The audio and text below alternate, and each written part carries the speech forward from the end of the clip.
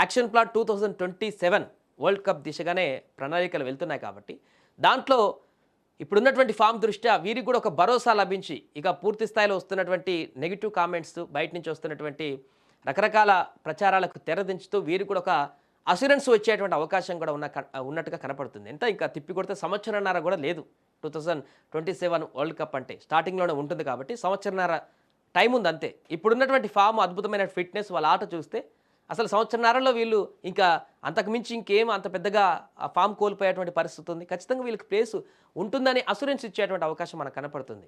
వీళ్ళు లేకుండా కూడా 2027 వరల్డ్ కప్ గెలిచేటువంటి పరిస్థితి లేదంటూ కూడా చాలామంది చెప్తున్నారు. ఇతర దేశాలకు సంబంధించిన ఆటగాళ్ళు కూడా విరాట్ కోహ్లీ, రోహిత్ లేకుండా వచ్చే వరల్డ్ కప్లో భారత్ గెలిచేటువంటి అవకాశాలు చాలా తక్కువ అని చెప్తున్నారు. అంటే వారి పర్ఫార్మెన్స్ వాళ్ళు ఫామ్లో ఉన్నారు. ఫస్ట్ ఆఫ్ ఆల్ వాళ్ళు ఏజ్ గురించి పక్కన పెట్టారు. అందరూ ఏజ్ గురించి మాట్లాడుకున్నారు. విరాట్ కోహ్లీ 37 అని, రోహిత్ అలా అని. ఏజ్ విషయం పక్కన పెట్టండి. ఒక్కొక్కరి బాడీ లాంగ్వేజ్ ఒక రకంగా ఉంటుంది. కొంతమంది 30కే తమ యొక్క ఫిట్నెస్ కోల్పోవచ్చు. కొంతమంది 40 కూడా ఫిట్నెస్ మెయింటైన్ చేయగలరు. ఇప్పుడు విరాట్ కోహ్లీ అదే 37లో ఉన్నా కూడా 20లో ఉన్నటువంటి ఆ ఫిట్నెస్ తనకుంది, ఆ మెలకువలు తనకున్నాయి. అంత అద్భుతంగా పాదరసంలాగా కదిలేటువంటి బాడీ బిల్డింగ్ తనకుంది. ఇంకేం కావాలి, ఆట ఎలాగూ ఉంది.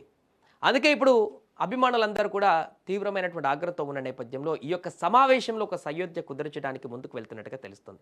ఈ సమావేశం తర్వాతనైనా ఇక ఎలాంటి డిస్టర్బెన్స్ లేకుండా టీమిండియా డ్రెస్సింగ్ రూమ్లో కానీ, టీమిండియా క్రికెట్లో కానీ విరాట్ కోహ్లీ, రోహిత్ గురించి పదే పదే ఈ యొక్క మేనేజ్మెంట్కి వీరిద్దరికి మధ్య వివాదాలు లేకుంటే ఈ రకరకమైన డిఫరెంట్ కామెంట్లు రాకుండా అంత కలిసి ముందుకు వెళ్ళడానికి ఒక పాజిటివ్ అట్మాస్ఫియర్ క్రియేట్ అయ్యేటువంటి అవకాశం ఉన్నట్టుగా తెలుస్తుంది.